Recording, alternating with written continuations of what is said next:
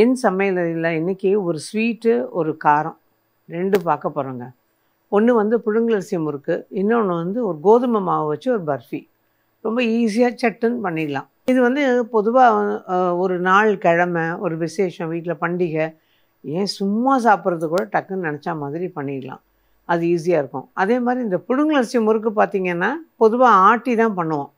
கொஞ்சம் தண்ணி தெளித்து நல்லா 2-3 மணி நேரம் ஊற வச்சுட்டு அதுக்கப்புறம் தண்ணி தெளித்து கொஞ்சம் ஓரளவுக்கு கெட்டியாகினா கிரைண்டரில் அப்படி அரைக்க முடியாது. அதனால் கொஞ்சம் தண்ணி தெளித்து ஓரளவுக்கு நல்லா நைஸாக ஆட்டி எடுத்துருவோம். அதுக்கப்புறம் அதில் பொட்டுக்கடலை மாவு இதெல்லாம் சேர்த்து நம்ம பண்ணுவோம்.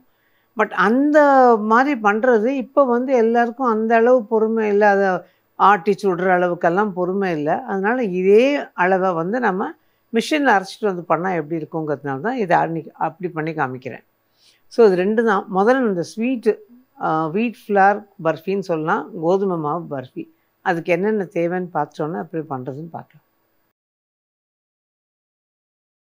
கோதுமை மாவு பர்ஃபி செய்ய தேவையான பொருட்கள்: கோதுமை மாவு 1 கப், பொடித்த வெல்லம் 1/2 கப், நெய் 1/2 கப், பொடியாக நறுக்கிய முந்திரி பருப்பு தேவையான அளவு, ஏலக்காய் தூள் 1/4 டீஸ்பூன். இப்போது இந்த கோதுமை மாவு பர்ஃபிக்கு தேவையான பொருள்லாம் பார்த்தோம். இந்த அளவு பார்த்திங்கன்னா ரொம்ப ஈஸியாக இருக்கும். 1 கப்பு கோதுமை மாவு எடுத்துக்கிட்டோம் அப்படின்னா அதில் பாதி நெய், பாதி வெல்லம். இது சர்க்கரை போட்டு பண்ணுறது இல்லைங்க, வெல்லம் போட்டு பண்ணுறது தான். ஸோ ரொம்ப ஈஸியாகவும் இருக்கும். இது ஆக்சுவலாக நாகலக்ஷ்மி அப்படிங்கிறவங்க சொல்லி கொடுத்தாங்க. நாகலக்ஷ்மி ரகுராமன் இவங்க தான் எனக்கு சொல்லி கொடுத்தது. ஆக்சுவலாக அவங்கள்ட்ட கொலுவுக்கு போயிருந்த போது அவங்க வந்து ரொம்ப ஈஸியாக பண்ண ஒரு பர்ஃபி டேஸ்ட் பண்ணி பாருங்கன்னு கொடுத்தாங்க. ஸோ பிரமாதமாக இருந்தது. அது அந்த நெய் வாசனை, அந்த கோதுமை மாவு வாசனை எல்லாம் சேர்ந்துக்கிட்டு ரொம்ப நல்லா இருந்தது. இது எப்படி பண்ணீங்க அப்படின்னு. அதுக்கப்புறம் அவங்க அதை சொன்னாங்க. ஸோ எனக்கு ஒரே இது, நம்மளோட நேயர்களோடு அதை பகிர்ந்துக்கலாமே அப்படின்னு. ஏன்னா கொஞ்சம் ஈஸியாக இருக்குது, டேஸ்டியாக இருக்குது. கோதுமை மாவு, நெய் இதெல்லாம் தான். ஓரளவுக்கு கொஞ்சம் ஹெல்த்தியாகவும் இருக்கும். அதுதான் மெயினாக. ஸோ இதுதான் பண்ணி காமிக்கலாம் அப்படின்னு. ஸோ அளவுகள் பார்த்திங்கன்னா ஈஸியாக இருக்கும்னு நான் சொன்னேன் இல்லையா. இப்போ நான் அளந்து ஏற்கனவே வச்சுருக்கேன். எந்த கப்பில் அளக்குறீங்களோ அந்த கப்பில் தான் எல்லா பொருளையும் அளந்துக்கணும். கோதுமை மாவு அளந்தோன்னா அதே கப்பில் எல்லாத்தையும் அளந்துக்குங்க. ஸோ ஒரு பேன் அடுப்பில் போட்டிருக்கேன். இதில் நெய். ஆனால் இந்த அளவு ஒவ்வொன்றத்தையும் கரெக்டாக போட்டால் அது கரெக்டாக வருது. இந்த நெய் லேசாக உருகின உடனே மிதமான தீயில் வச்சுக்கணும். அதிகமான தீயில் வச்சுக்கக்கூடாது. மிதமான தீயில் வச்சு தான் இதை கிளறணும்னு. இப்போ இதில் கோதுமை மாவு,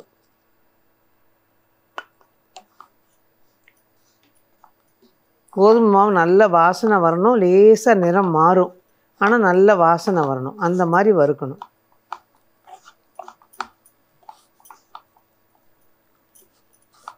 நம்ம இதில் அல்வா பண்ணி காமிச்சிருக்கோம். நம்மளோட நிகழ்ச்சியிலேயே நம்ம அல்வா பண்ணி காமிச்சிருக்கேன் நான். கோதுமை மாவு இந்த மாதிரி நல்லா கொஞ்சம் வறுத்துட்டு வாசனை வரும்போது ஒரு பக்கம் சர்க்கரை அல்லது வெல்லம் வச்சு அதை அடுப்பில் லேசாக கொஞ்சமாக தண்ணி விட்டு உருக்கிட்டு அதுக்கப்புறம் அதை வந்து இந்த இதோடு ஊற்றி நல்லா நம்ம கிளறி எடுப்போம். அதுவும் ஈஸியாக வரும். யூஸ்வலாக அந்த கோவில்களில் நார்த்து பக்கம்லாம் பார்த்திங்கன்னா, வடநாட்டு பக்கம்லாம் பார்த்திங்கன்னா அந்த மாதிரி பிரசாதம் பண்ணி சுவாமிக்கு நைவேத்தியம் பண்ணுவாங்க. அதே மாதிரியே நம்மளை பண்ணுவோம். அதையும் நான் பண்ணி காமிச்சிருக்கேன். பட் இது வந்து டோட்டலாக டிஃப்ரெண்ட்டாக இருந்தது. ஒரு பர்ஃபி மாதிரி வந்ததுங்க. எனக்கு ரொம்ப ஆச்சரியமாக இருந்தது. ரொம்ப நல்லா இருந்தது. இப்போ இது நல்லா வந்து நெய்யை இழுத்துக்கிட்டு இருக்கு இல்லையா, அந்த இழுத்துட்ருக்க நெய்யை அது மெதுவாக வெளியில் தள்ள ஆரம்பிக்கும். அந்த ஸ்டேஜ் வரைக்கும் நம்ம வறுக்கணும். இதில் நட்ஸு அப்படிங்கிறது வந்து நம்மளோட இஷ்டம். மேலே வந்து நான் தூவுறதுக்காக கொஞ்சோண்டு முந்திரி எடுத்துகிட்டு வந்திருக்கேன். இது வந்து நீங்கள் முந்திரி, பாதாம், வெள்ளரி விதை எது இருந்தாலும் மேலே சும்மா நம்மளோட இதுக்காக தூவிக்கிறது பார்க்க கொஞ்சம் அழகாகவும் இருக்கும். அதே மாதிரி இதில் முக்கியமானது வெல்லம். பொதுவாக வந்து வெல்லம் சேர்த்து பண்ணுற எந்த பலகாரமும் நான் எப்பவும் சொல்லுவேன், கொஞ்சம் தண்ணி விட்டு கரைச்சி வடிகட்டி அப்படி தான் பண்ணணும்னு. ஆனால் இதில் வந்து நம்ம நேரடியாக சேர்க்க போகிறதுனால கூடின மட்டும் ஓரளவு கொஞ்சம் மண் இல்லாத வெல்லம் எங்கேயாவது கிடைக்கும்னா அதை வாங்கி பண்ணோம்னா நல்லாயிருக்கும். ஏன்னா இதை வந்து இது உருக்கி வெல்லம் உருக்கி பண்ணுறதுல நேரடியாக வெல்லம் மட்டும்தான் நம்ம அதில் சேர்ப்போம், அப்படியே அந்த தண்ணி இல்லாமல். இப்போ இது கொஞ்சம் நல்லா வறுபடணும்.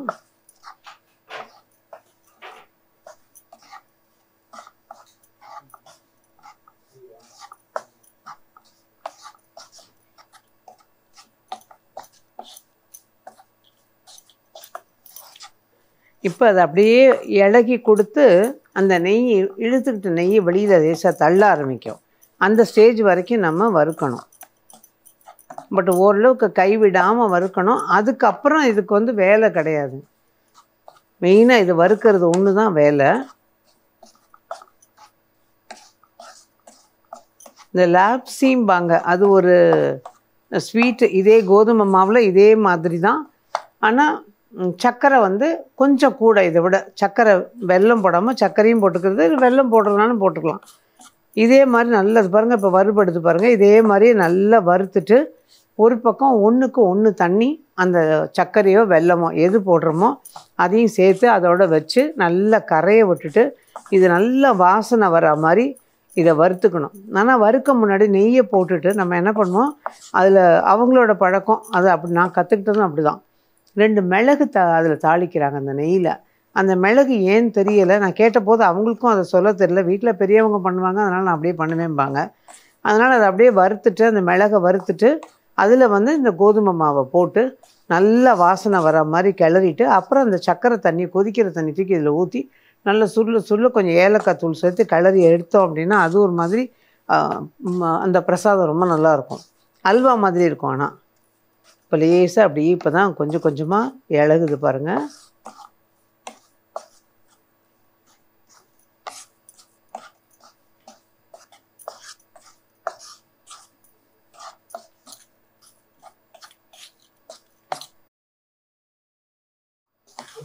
அவ்வளோதான். இப்போ பாருங்கள் நல்லா இலகிக்கிட்டு வருது பாருங்கள்.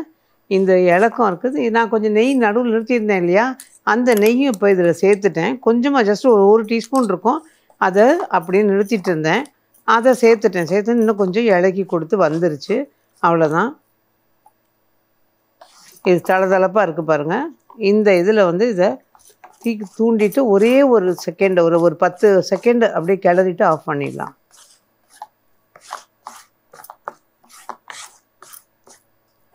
அந்த நெய் ஃபுல்லாக கொஞ்சம் கொஞ்சமாக வெளியில் அப்படியே மெதுவாக அந்த பளபளப்பு தெரியுது பாருங்கள். அவ்வளோதான். ஏன்னா அந்த ஈரம் வத்துது, அந்த கோதுமை மாவில் இருக்கிற ஈரம் வத்த அந்த நெய்யை வெளியில் தள்ள ஆரம்பிக்குது. அவ்வளோதான். இப்போ அடுப்பை ஆஃப் பண்ணிவிட்டு எடுத்து ஒரு 2 நிமிஷம், 2 நிமிஷத்துலேருந்து 5 நிமிஷம் ஆற விட்டுருவோம். ஆற விட்டுட்டு ரொம்ப ஆறணுங்கிறது கிடையாது. அந்த சூட்டோடு நம்ம வெல்லத்தை கொட்டக்கூடாது. கொஞ்சம் ஒரு 5 நிமிஷம் ஆற விட்டுட்டு அதுக்கப்புறமா நம்ம வெல்லம் போட்டோம்னா அதை கிளற ஈஸியாக இருக்கும். ஸோ இது வந்து இப்போ நல்ல அந்த சூட்டுக்கு பாருங்கள் இன்னும் கொஞ்சம் இலகிக்கிட்டே வருது பாருங்கள். அந்த நெய்யை வெளியில் தள்ள ஆரம்பிக்குது. பார்த்தா தெரியும் உங்களுக்கு அந்த நெய்யோட அந்த கசிஞ்சு வர்றதெல்லாம். 5 நிமிஷம் அதுக்கப்புறமா அந்த வெல்லத்தை கொட்டி நம்ம கிளற அது இறுக்கி கொடுத்துக்கிட்டு வரும். சரியாக இருக்கும். அதனால தான் நம்ம வந்து அந்த வெல்லத்தில் தண்ணி ஊற்றி வடிகட்டி அந்த மாதிரி பண்ண முடியாதுன்னு சொன்னோம். இப்போ இதில் வெல்லம் சேர்த்துடலாம். அந்த வெல்லம் சேர்க்கறதுக்கு முன்னாடி அதில் ஏலக்காய் தூள் வச்சுருந்தோம் இல்லையா, அந்த ஏலக்காய் தூளை கொஞ்சமாக சேர்த்துக்கிறாங்க.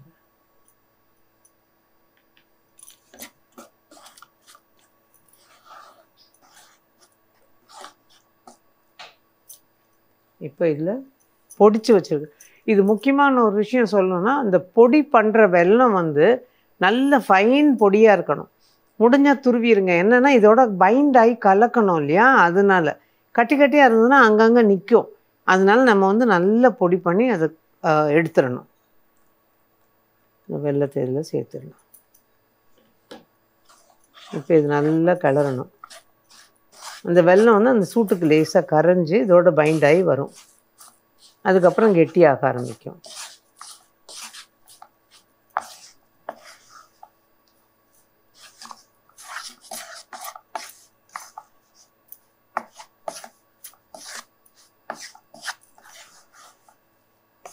இந்த மாதிரி டக்குன்னு வந்துருச்சு பாருங்கள். அதுக்கு தான் இதை வந்து நம்ம நல்ல பொடி பண்ணி எடுத்துக்கணுங்கிறது.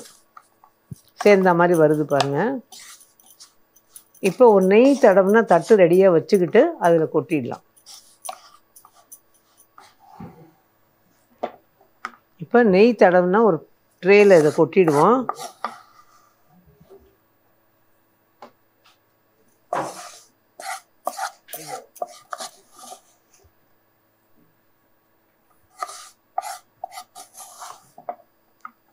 நான் ஒரு பக்கமாக நெய் தடவி வச்சுருக்கேன். இது அப்படியே நல்லா அப்படியே பரவலாக தளர்த்தி விட்டுருவோம்.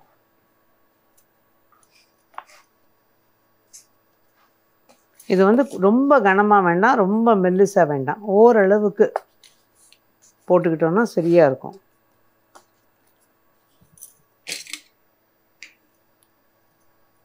ஒரு ஸ்பூனால் தளர்த்தி விட்டுடலாம். அப்படி அதை சமப்படுத்திட்டு மேலே வந்து அந்த முந்திரியை தூவிட்டு கொஞ்சம் நேரம் விட்டுறலாம். விட்டுட்டு கட் பண்ணோன்னா கரெக்டாக செட் ஆகி வந்திருக்கும்.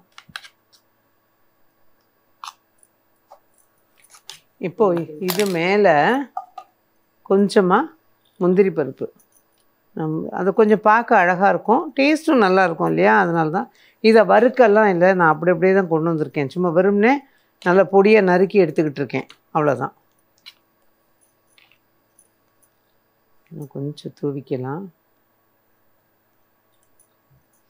இது வந்து வறுக்கிறது வந்து இப்போ கவனிச்சிருப்பீங்க, வறுக்கிறது மினிமம் ஒரு 10லேருந்து 12 நிமிஷம், சில நேரங்களில் 15 நிமிஷம் கூட ஆகுது. ஆனால் அதுக்கப்புறம் இதுக்கு வேலை கிடையாது, பெரிய வேலைன்னு கிடையாது. அப்போ ஈஸின்னு தானே அர்த்தம் இல்லையா? அவ்வளோதான். இது இப்போ ஒரு கொஞ்சம் செட் ஆகட்டும். நம்ம வந்து உடனே கட் பண்ணணும்னு அவசியம் இல்லை, கொஞ்சம் ஆற விட்டுட்டு கட் பண்ணோம்னா ஈஸியாக இருக்கும். நம்ம சதுரமாவோ டைமண்டாவோ எப்படி வேணால் இதை கட் பண்ணிக்கலாம். கூடின மட்டும் ஒரே மாதிரி போட்டுக்கோங்க, அவ்வளோதான். ஸோ இப்போ இதை நல்லா ஆற வச்சுருக்கேன், நல்லா லெவல் பண்ணிவிட்டு ஆற வச்சுருக்கேன். இப்போ இது ஒரு 5 நிமிஷம் ஆறின உடனே அதுக்கப்புறமா கட் பண்ணிடலாம். ரொம்ப ஆற விட்டுட்டு கட் பண்ணிங்கன்னா உடையும். அதனால் கரெக்டாக ஓரளவுக்கு 5லேருந்து 8 நிமிஷம் இந்த அளவு போதும். அந்த லேஸ் சூடு இருக்கும்போது கட் பண்ணி எடுத்துட்டு அதுக்கப்புறம் அதை அப்படியே அடுக்கிக்க வேண்டியது தான். இப்போ இது ஓரளவு ஆறி இருக்குது. இப்போ இந்த ஓரத்தில் கொஞ்சம் முன்னும் பின்னுமாக இருக்கும் இல்லையா, அதை மெதுவாக கட் பண்ணி எடுத்துடலாம்.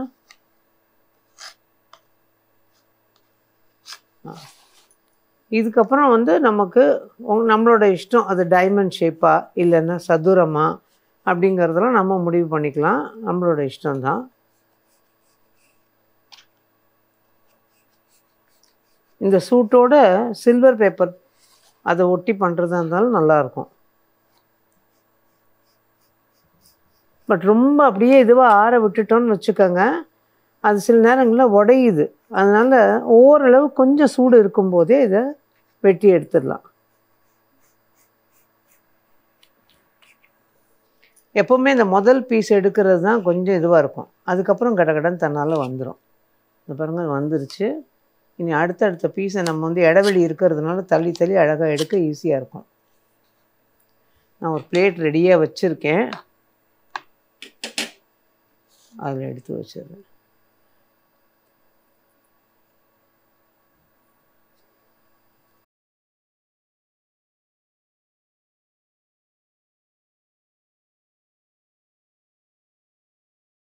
ஸோ இப்போ அந்த கோதுமை மாவு பர்ஃபி பண்ணி ரெடியாக எடுத்து வச்சாச்சு.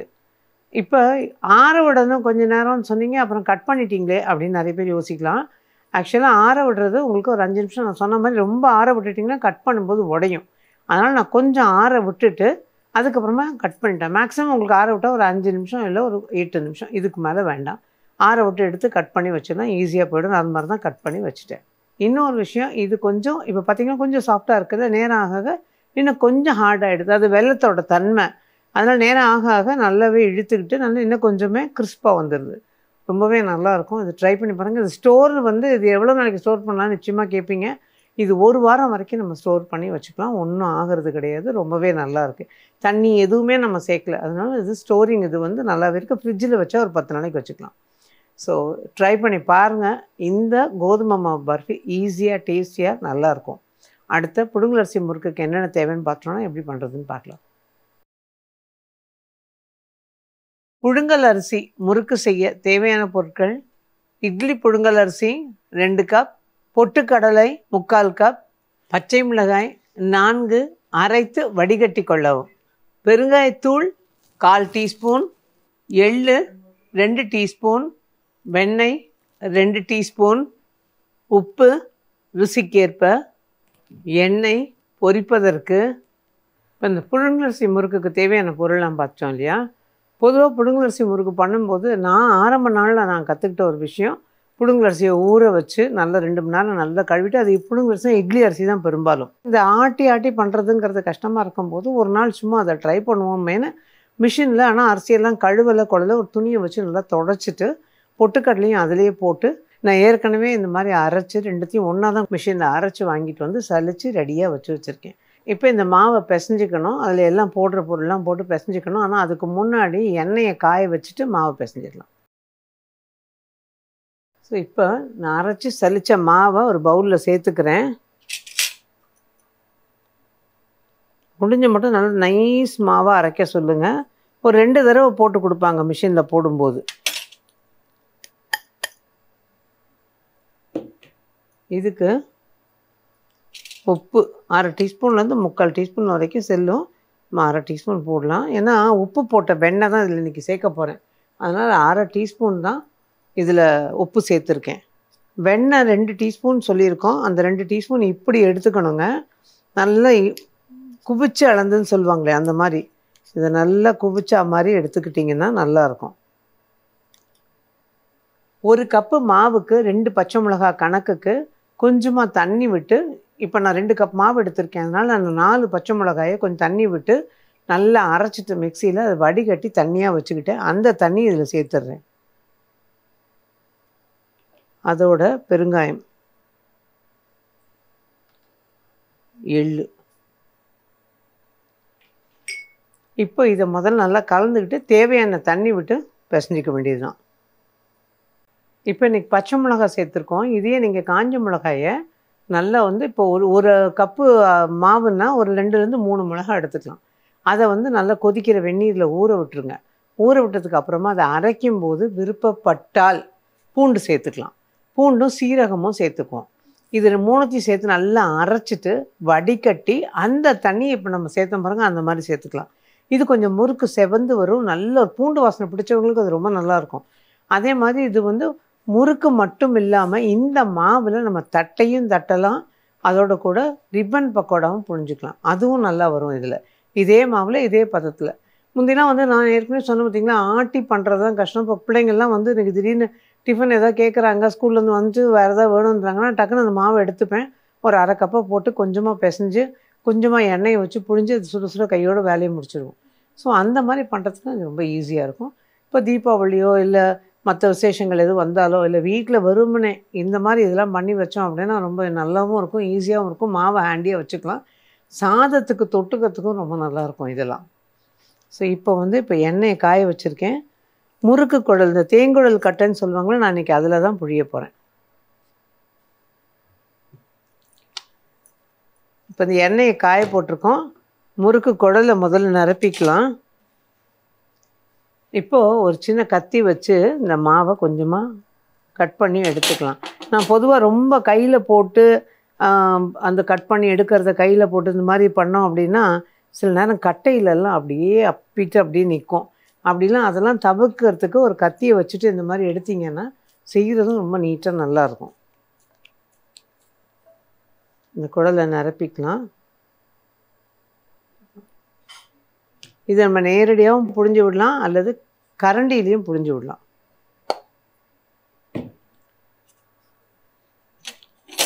ஒரு சட்டுவோன்னு சொல்லுவாங்க, கரண்டின்னு சொல்லுவாங்க, எப்படி வேணால் எடுத்துக்கலாம். இதில் வந்து நம்ம இதில் புழிஞ்சு வச்சிடலாம் ஒன்று.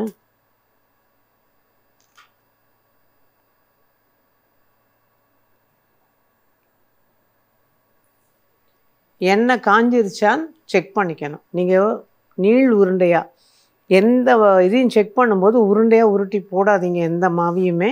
அது வந்து சில நேரங்களில் வெடிக்கும். அதனால் கூடின மட்டும் அதை தவிர்க்கிறதுக்கு நீள் உருண்டையாக உருட்டினீங்கன்னா ஒன்றுமே ஆகாது. கொஞ்சம் மாவு எடுத்துக்குவோம். எண்ணெய் காஞ்சிருச்சான்னு செக் பண்ணுறதுக்கு நீள் உருண்டையாக உருட்டிட்டு இப்படி போட்டிங்கன்னா ஒன்றும் ஆகாது. அது போட்டு பார்ப்போம். ரெடியாக மேலே வருது. இப்போ கரெக்டாக இருக்குது. நம்ம தட்டி விட சரியாக இருக்கும்.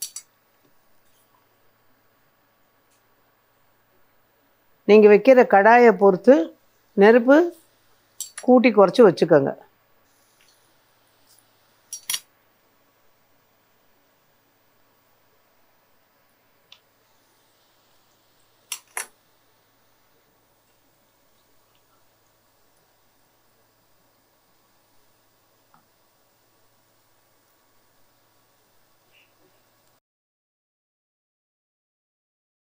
ஸோ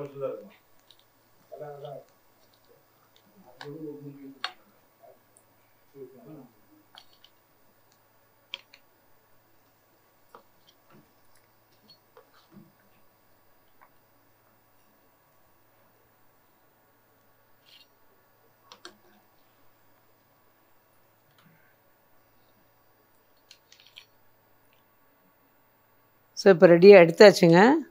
இப்போ ஒரு டிஸ்பிளே பிளேட்டில் எடுத்துடலாம்.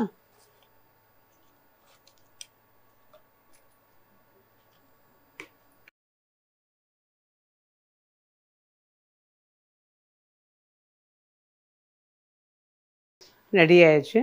நான் சொன்ன மாதிரி கொஞ்சம் ஈஸியாக பண்ணக்கூடியது. இதில் உளுந்தும் சேர்த்து பண்ணலாம், அதை சொல்ல விட்டுட்டேன்.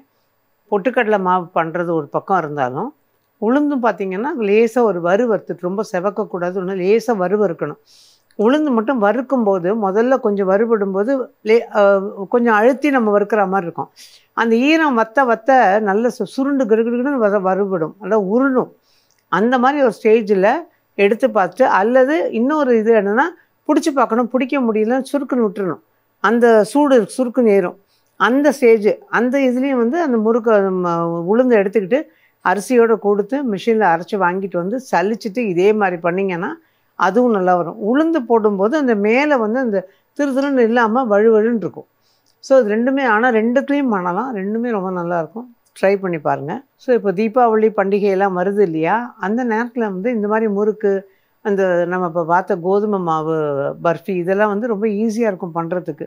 பொதுவாக மாவை அரைச்சி வச்சுக்கிட்டு பண்ணோம் அப்படின்னா ரொம்ப ரொம்ப சுலபமாக இருக்கும். நல்லா மெனக்கடணும் அப்படிங்கிறது கிடையாது, டக்குன்னு நினச்ச மாத்திரத்தில் பண்ணி கொடுத்துடலாம். அதே மாதிரி இந்த முறுக்கு இதெல்லாம் பண்ணும்போது ஒரு சின்ன டிப்பு, இது வந்து நான் ஆரம்ப நிலையில் கற்றுக்கிட்ட ஒரு விஷயம். எங்கள் அத்தையெல்லாம் சொல்லுவாங்க, அப்பாவோட தங்கச்சியோ அக்கா அவங்க 2 பேரும் ரொம்ப நல்லா சமையல் பண்ணுவாங்க. அவங்க இந்த பலகாரம் அப்பாவோட தங்கச்சிக்கிட்டு தான் இந்த பலகாரங்கள்லாம் கற்றுக்கிட்டேன். அவங்க சொல்லும்போது சொல்லுவாங்க, ஒன்று காலையில் 4-5 மணிக்கு எந்திரிச்சு ஒரு 8-9 ரொம்ப போனால் 10 மணி வரைக்கும் தான் அதை செஞ்சு முடிச்சிடணும். அதுக்கப்புறம் இடைவெளி விட்டுறணும். விட்டுட்டு திருப்பி சாயந்தரம் 4 மணிக்கு ஆரம்பித்து ராத்திரி 7 மணி வரைக்கும் பண்ணலாம். ஏன்னா இந்த இடப்பட்ட காலங்களில் வெயில் அதிகமாக இருக்குது, சூடு அதிகமாக இருக்குது அப்படின்னா நம்ம பிசைஞ்சு வைக்கிற மாவு வந்து புளிக்க ஆரம்பிக்கும். புளிக்கும்போது அதனுடைய இயல்பு தன்மை நேரம் ஆக ஆக நல்லா செவக்க ஆரம்பிச்சிடும். அதனால் மாவு வந்து நல்லாவே இதுவாக இருக்கணும் அப்படின்னா அந்த 2 நேரமும் தான் பலகாரங்கள் பண்ணுறது அப்படின்னு. இதை நான் வந்து ஆரம்ப நிலையில் சொல்லும்போது இப்போது சமீபத்தில் சந்தித்த ஒரு பெண்மணி அதை ஞாபகமாக என்கிட்ட கேட்குறாங்க, நீங்கள் சொன்னபடியே நீங்கள் ஆரம்பத்தில் ஒரு சொன்னீங்க, அதே மாதிரியே நாங்கள் இப்போவும் இந்த நேரம் காலையிலையும் சாயந்தரம் தான் பண்ணிக்கிறோம் நாங்கள் அப்படின்னாங்க. கேட்க ரொம்ப சந்தோஷமாக இருந்தேன்னு ஒரு பயனுள்ள விஷயமா இருக்குங்கிறதுனால. அதே மாதிரி நம்ம செய்யும்போது மொத்த மாவையும் பிசையாமல் நிறைய பண்ணுறோன்னா கொஞ்சம் கொஞ்சமாக பகுதியாக பிரித்து மாவை பிசைஞ்சு கஷ்டப்படாமல் மாவை பிசைஞ்சு பண்ணிங்கன்னா எக்ஸலண்ட்டாக நல்லா வரும். ஸோ இன்றைக்கி பார்த்த இந்த கோதுமை மாவு பர்ஃபியும் இந்த புழுங்கலரிசி முறுக்கும் ரொம்ப ஈஸியாக டேஸ்டியாக நல்லா பண்ணக்கூடிய விதத்தில் இருக்குது, எக்கனாமிக்காக இருக்கும். ஸோ இதை ட்ரை பண்ணி பாருங்கள். செஞ்சு பார்த்துட்டு தீபாவளிக்கோ இல்லை நல்ல மற்ற விசேஷங்களுக்கோ எல்லாருக்கும் கொடுத்து நீங்களும் சந்தோஷப்படுங்க. மீண்டும் இதே மாதிரி இன்னும் ஒரு பதிவில் உங்களை சந்திக்கும் வரை நன்றி, வணக்கம்.